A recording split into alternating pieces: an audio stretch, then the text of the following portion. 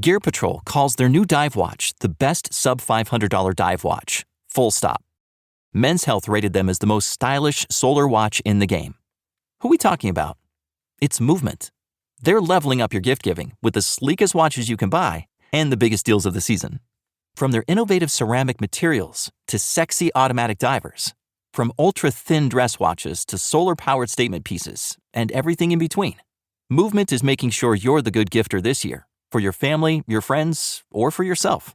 And now you can take advantage of 30 to 50% off Movement's California clean watches, jewelry, and accessories to get them a gift they'll never forget.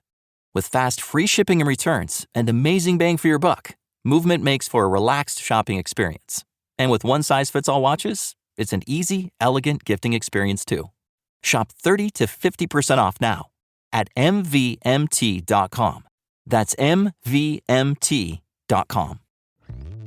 Hello, Saver. Whether you're saving for that trip to the tropics or saving for an emergency, now is the time to take advantage of Wells Fargo's savings options. Wells Fargo offers savings accounts that can help you save towards your goals. So, what are you saving for? Visit a Wells Fargo branch or wellsfargo.com/save to open a savings account today. Wells Fargo Bank, N.A., member FDIC.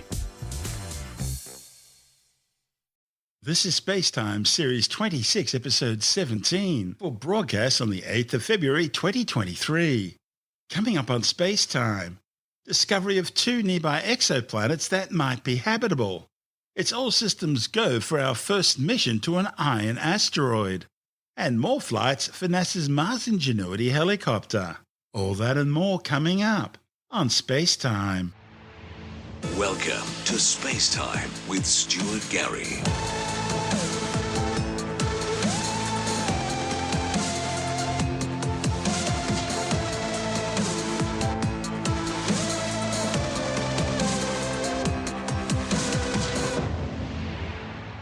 Astronomers have identified 2 Earth-like planets orbiting the habitable zone of a nearby star system. The 2 planets are orbiting the red dwarf star Gliese 1002, located 15.8 light-years away in the constellation Cetus the Whale. That makes this a near neighbour in astronomical terms. The star has about 12% of the mass and 14% of the radius of our Sun, and a surface temperature of 2,751 degrees Celsius.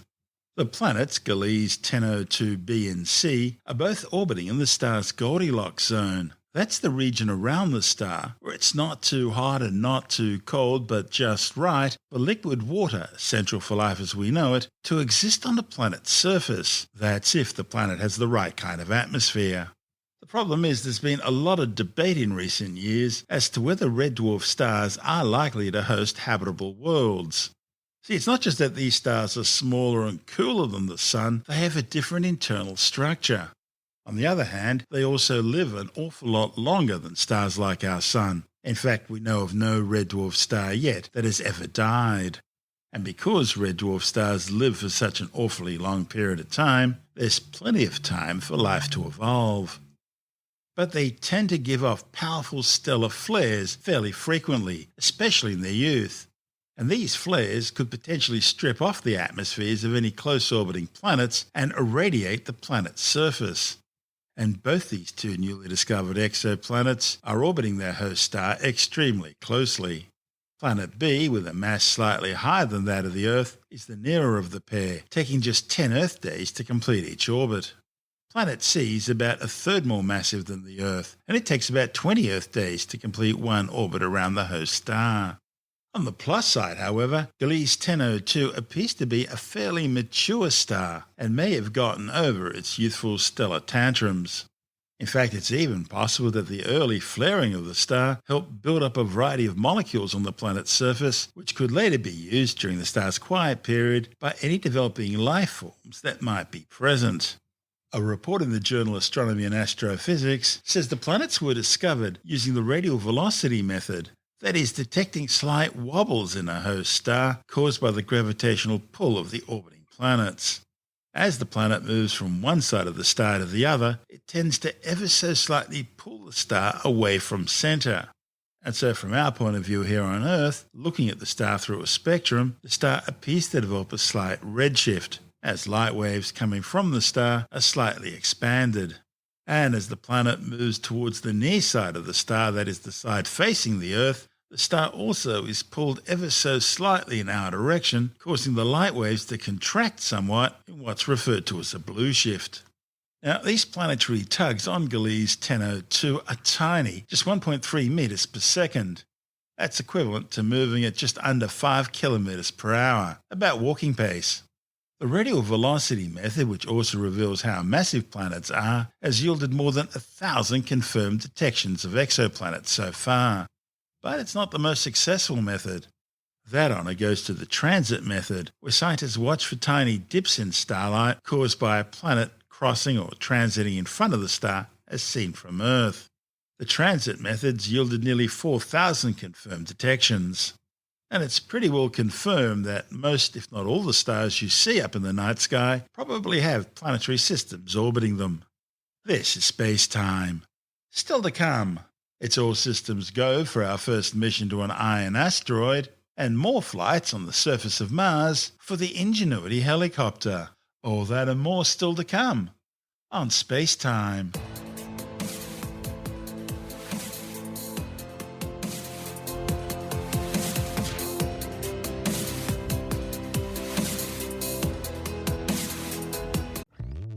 Hello, Saver. Whether you're saving for that trip to the tropics or saving for an emergency, now is the time to take advantage of Wells Fargo's savings options. Wells Fargo offers savings accounts that can help you save towards your goals. So, what are you saving for? Visit a Wells Fargo branch or wellsfargo.com/save to open a savings account today. Wells Fargo Bank, N.A., member FDIC.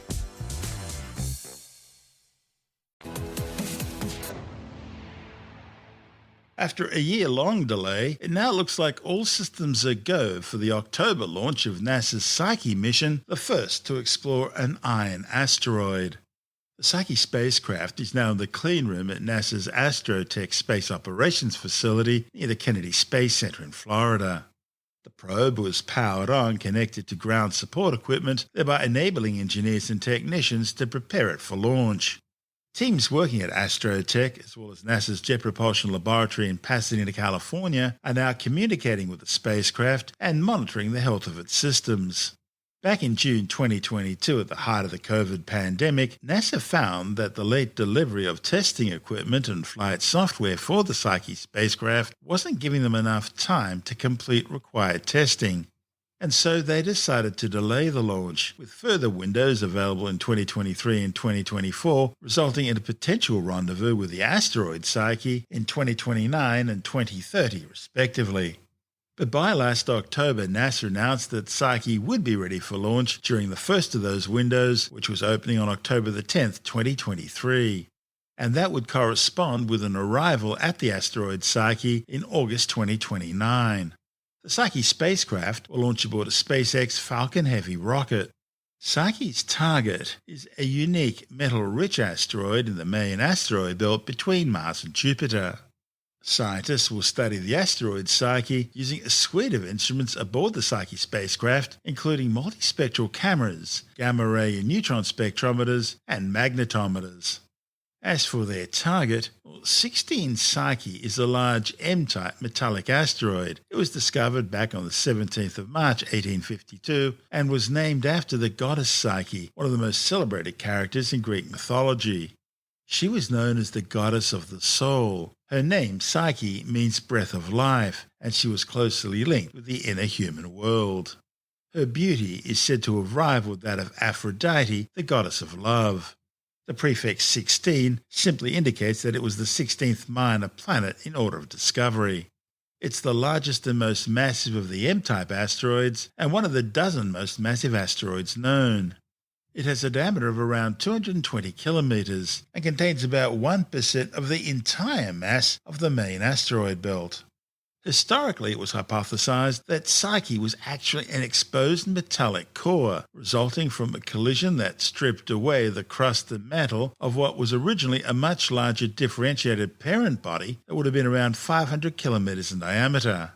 So, This planetesimal was growing, getting bigger and bigger, when something really big hit it, knocking off most of its mass and just leaving behind its metallic core. Or at least that was the idea. Then a second hypothesis claimed that Psyche was disrupted and gravitationally reaccreted into a mix of metal and silicate. In this case, it may have been a candidate for the parent body of Mesoceterite asteroids. They're a class of stony iron meteorites. But both these hypotheses have been put onto the back shelf. The latest studies show that Psyche may be a differentiated object, like Ceres or Vesta, but one that's experienced a strange type of iron volcanism known as ferrovolcanism while it was still cooling. Now, if correct, the model predicts that this metal world would really only be enriched in those areas or regions containing relic volcanic centers. And as scientists carry out more and more studies in preparations for the mission, their observations are tending more and more to bolster that hypothesis. This report from NASA TV. There aren't many classes of objects left in our solar system that we haven't looked at up close with a spacecraft. And one of them that's left is the metal asteroids. 16 Psyche is an asteroid that orbits the sun out between Mars and Jupiter. The reason that Psyche is unique is that it is metal-rich. It's believed that it may be a remnant core of an early planetesimal that was formed in the very, very earliest parts of the formation of the solar system. And after this planet started forming and this metal core formed inside of that, it collided with other bodies that then stripped off the rocky mantle, leaving this core in place. This is the part of planets that we can't sample directly today. It's too hot, the pressure's too high, our instruments would melt. Can't drill a hole that deep in the Earth or other planets. So how do we study the core of our planet? Psyche gives us the opportunity to visit a core, the only way that humankind can ever do. And it would be the first metal object that humankind has ever visited. It'll take a number of years to get there. Flies past Mars, gives us a gravity assist, uses our propulsion system to then slowly creep up. We'll go into 4 concentrically smaller orbits to collect the necessary measurements that we need from our 3 primary instruments. So our payload consists of a couple of imagers, which are cameras that take pictures of Psyche. Also a gamma-ray neutron spectrometer, which allows us to measure the elemental composition of the surface of Psyche. And then a magnetometer, which will allow us to detect any magnetic field that's left at Psyche. If Psyche still has some sort of remnant magnetic field, that probably tells us it really was a core. It's a strong indicator. We also use the radio on the spacecraft as an instrument, so we can map out the gravity and map out the interior structure that way. We're using a particular thruster technology, Hall effect thruster technology. They operate 5 times more efficiently than normal rockets, so they use a lot less fuel, and is what allows us to get into orbit around this asteroid. Solar electric propulsion has been around for quite a while, and it has flown before, but we're continuing to push the boundaries. We're going to have big 5-panel fold-out solar panels that will provide the electricity for the thrusters, which use as propellant the noble gas xenon. This will be the first time that Hall effect thrusters have flown in deep space. Studying the evolution of a planetary body is a detective story. There's a magic to when you actually are on the launch pad and you say, we're go for launch. And you feel like singing and dancing and you feel like throwing up at the same time. Let's go discover things about our solar system that we have no other way to do. I think that it's fundamental to who we are and also who we should be.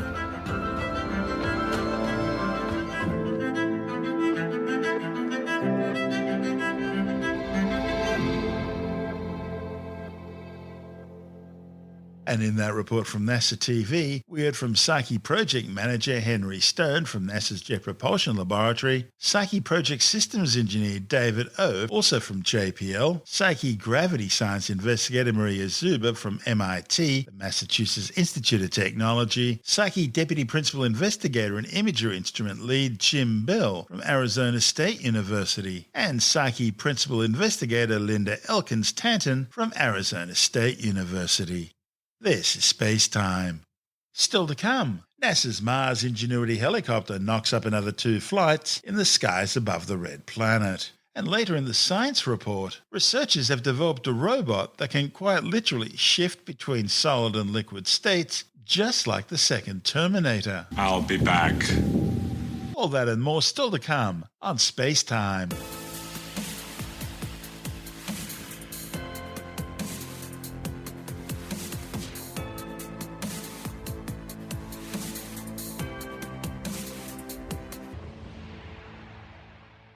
NASA's Mars Ingenuity helicopter has notched up another 2 flights in the skies above the red planet.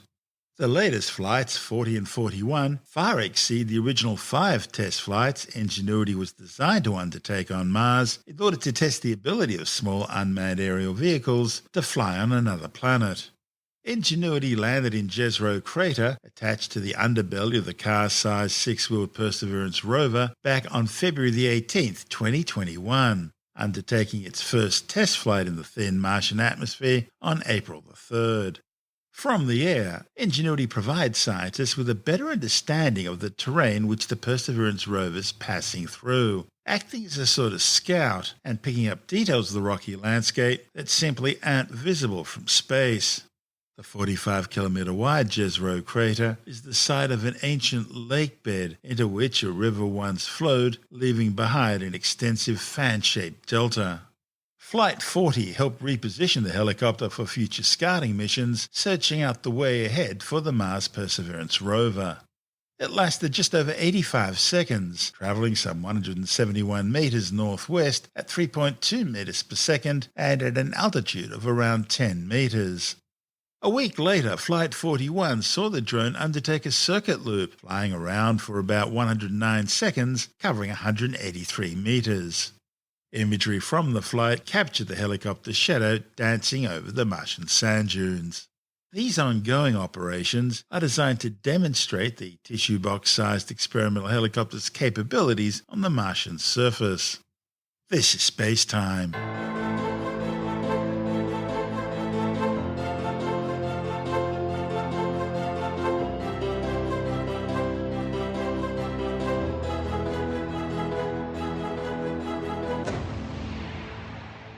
And time now to take another brief look at some of the other stories making news in science this week with the Science Report. A new study has found that most people who develop long COVID symptoms after a mild COVID-19 infection should see those symptoms resolve themselves within a year of their infection. The findings, reported in the British Medical Journal, are based on a new Israeli study comparing the health of people who hadn't had COVID-19 with those who had but were not hospitalised over the course of 12 months. Scientists say that while COVID-19 was associated with a long list of health conditions, these were more prominent during the first 6 months after infection, and most were resolved after a year. A new study has found that people on the autism spectrum are more likely to experience cardiovascular and metabolic conditions such as diabetes, heart disease, and high cholesterol compared to their non-autistic peers. The findings, reported in the Journal of the American Medical Association, looked at data from 34 previous studies on autism and found that on average, for every 10 non-autistic people who will develop heart disease, diabetes, or high cholesterol, 15 or more autistic people will develop each of these conditions. Autistic kids in particular were found to be at a higher risk, being 2.8 times more likely to experience diabetes and 2.5 times more likely to have high blood pressure compared to non-autistic children. The study concludes that there's now a growing body of research suggesting that autistic people have a far broader range of physical health problems than previously thought. Scientists have designed miniature Lego Man-like robots that can quite literally shift between liquid and solid states like some kind of tiny T-1000 Terminator. The team put their magnetic and conductive robots through an optical course designed to test their mobility and shape-shifting characteristics. The tests included jumping over moats, climbing walls, splitting in half and cooperatively moving objects, and escaping a tiny jail cell. The good news is that none of the tests involved needing to kill John Connor. Hasta la vista, baby. A report in the journal Matter says the researchers were inspired by sea cucumbers and hoped the robots could be used in biomedical contexts, such as removing foreign objects from the stomach or direct drug delivery. Samsung have just released their latest smartphone offerings with the new Galaxy S23, and it's all about the brilliant 200-megapixel adaptive pixel sensor camera. But of course, as well as more features, it also means more money. With the details, we're joined by technology editor Alex Zaharov-Reutt from ITWire.com. Yeah, they've launched the S23, the S23 Plus, and the S23 Ultra. Now, of course, the Galaxy S23 Ultra is the super-duper flagship with the stylus from the old Note line, and the standout feature is a 200-megapixel main camera. There's 4 cameras on the back, 1 on the front, and there's now a double optical image stabilizer. Obviously, the 200 megapixels means you can really zoom in and see detail, and they've using a quad pixel arrangement where they've increased the amount of light that can go into the pixels. It's really important to have a lot of light coming into those pixels so that the pictures are nice and bright. So they double the brightness on 8K videos at 30 frames per second. They're also using object-based AI to analyze each detail in the frame, even down to minute facial features like hair and eyes. Even if you're wearing glasses, it'll realize the glass is part of your face. And they've also got a 360-degree audio recording feature. Obviously, they've improved the things like battery life, and they're using a special Samsung edition of the Qualcomm Snapdragon 8 Gen 2, which is the SoC, the CPU that is powering this entire line. It's also got the ability to do ray tracing in games. So the games and the shadows and the colors and the reflections are that much more realistic. Now, the outright purchase prices are, roughly speaking, about $100 more than last year. Inflation has reared its ugly head. And, the S23 and the S23 Plus, they have improved stylings. They've got some of the look and feel of the Ultra series. But, of course, if you want the best of the best, that's the Ultra. And the Ultra has a 6.8-inch screen, so that's 0.1 inches bigger than the iPhone 14 Pro Max and the iPhone 14 Plus. We also have this new astrophotography mode and hyperlapse mode, so you can get those incredibly beautiful star lines in the pictures. And the phone itself is so good. I mean, people like Steven Soderbergh and Steven Spielberg have made movies on the iPhone. Well, Sir Ridley Scott has made a short movie with the Galaxy S23 Ultra. That's Alex Zaharov-Reutt from ITWire.com.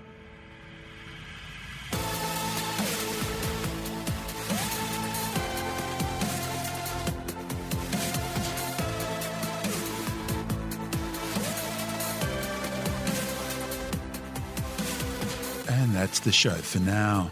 SpaceTime is available every Monday, Wednesday and Friday through Apple Podcasts, iTunes, Stitcher, Google Podcast, Pocket Casts, Spotify, Acast, Amazon Music, Bytes.com, SoundCloud, YouTube, your favorite podcast download provider, and from SpaceTimeWithStuartGary.com. SpaceTime's also broadcast through the National Science Foundation on Science Zone Radio and on both iHeartRadio and TuneIn Radio. And you can help to support our show by visiting the SpaceTime store for a range of promotional merchandising goodies, or by becoming a SpaceTime patron, which gives you access to triple-episode commercial-free versions of the show, as well as lots of bonus audio content which doesn't go to air, access to our exclusive Facebook group, and other rewards. Just go to SpaceTimeWithStuartGary.com for full details. And if you want more space time, please check out our blog, where you'll find all the stuff we couldn't fit in the show, as well as heaps of images, news stories, loads of videos, and things on the web I find interesting or amusing. Just go to spacetimewithstuartgary.tumblr.com. That's all one word, and that's Tumblr without the E. You can also follow us through @StuartGary on Twitter, @SpaceTimeWithStuartGary on Instagram, through our SpaceTime YouTube channel. And on Facebook, just go to facebook.com/SpaceTime with Stuart Gary. And SpaceTime is brought to you in collaboration with Australian Sky and Telescope magazine, your window on the universe.